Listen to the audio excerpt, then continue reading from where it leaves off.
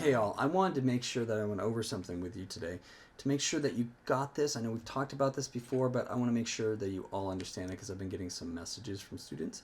So let's take a look at this.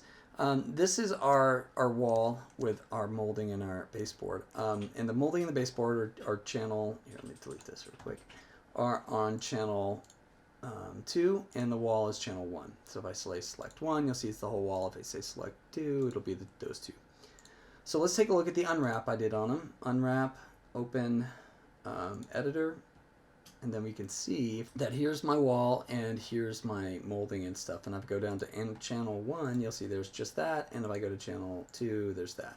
So I'm going to export just the wall for this case. I'm going to say control, or I'm just going to go up to tools, say export UV template, turn off the seams, and then export it. And then it's going to ask, it's going to make a copy, and then I'm going to say where I want to save it, which I already have done. So I'll close this up. Okay, so now I've got a copy of the UVs of this. I do that not because I expect you to do this when you're working, but to help you understand what's going on. So just the wall, not the molding, just the wall has been exported out for the UVs. So if I go to the Photoshop file, and here's that UVs for just the wall. Now what I want is to use this like the coloring book like I've talked about before. So I want to grab all of this, go up to the RGB, control, and click on the alpha picture, and you'll see it does this outline. Then I'm going to control C and control V, and what I've done is pasted a new layer in here that is my alpha channel, or is my outline of my UVs. It's hard to see, so what I usually do is just add a new layer and then fill it with black so I can turn it off independently. So there it is. Okay. So I've got my separate layer right here, and we're going to paste this into the final texture so you can see what we're getting. But I'll go to Substance real quick, and in Substance we can see this is the one texture set we've made. This is Material ID 1, and if we come over to here, even though they're numbered differently the way that Substance does it, this is ID 2. Or in this case, they call it texture set molding, named again, like I told you before, by the material name. So as long as you have the material name correctly, you'll get that imported in that way.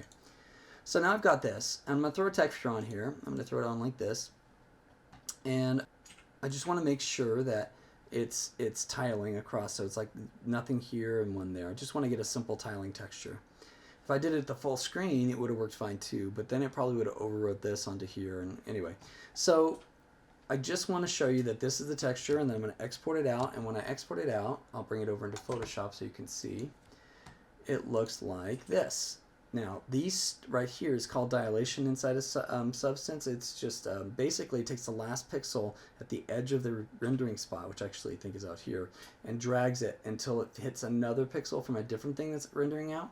So how do I know what that means? Well, if I come back over to the wall medium, and I go to that layer that's just there, and I say Control C for copy, and then I come back to the texture, and I Control Shift B, which is paste in place. You'll see this is what I get. So everything outside of here everything outside of the white lines is just stretched last pixel till it hits another stretch pixel or the border. Okay, so that said, well, let's go back into Max real quick and throw that texture on the object. So I'm going to open up Material Editor, and then I already have it in there. You can see it's that weird texture. And then I'm going to grab, in this case, we'll go ahead and collapse it, convert to poly. I'm going to grab just one, select ID 1, and then I'm going to attach this material to it, just like that. And then if I push F2, I can see it better, but it doesn't really matter because we're not sticking around in here. Okay, so what I've got is this texture, and it's stretching over here and all that stuff. And if we looked at the UV Unwrap, we could see why it's stretching. Hello, UV Unwrap, and say open, and then I say texture material, this one, because I didn't name it. That's a bad boy. Put this on here, and you can see it's here, and then it's stretching out to over here. This is that extra pieces that we just threw in for the sake of use. So it can't disappear. So anyway, so this is exactly what I want to happen, right? So great, my texture's done, I'm all done. Now here's the trick. you guys are also using this texture on another thing. And in the next class, I'm going to go over procedural textures and how to unwrap things a little bit differently. I'll go over it a little bit right now, but I'm not going to because I don't want to confuse you. I just want you to understand that whatever I texture in here needs to fit into those UVs that I've set. So let me open up concave. And when I open up concave, which I put the texture onto, so I'm going to grab this one, I'm going to grab this and this material editor, the right one. So molding. Okay. Like that. So I've got two materials, but if we look at this material that's on here, the wall material, it looks all weird. It doesn't look the same. It's not stretched correctly. It's going off the side. So why is it doing that? Well, let's take a look at the UVs on this and see what's going on. So, and this is an older school way of doing stuff in some ways, but in other ways, it's the easiest way to understand it. I'm going to hide all the other layers. So I'm just going to hide the whole molding and just go to this one. This is how I unwrap the wall in here. That's kind of not matching the unwrap, if you can see inside of here.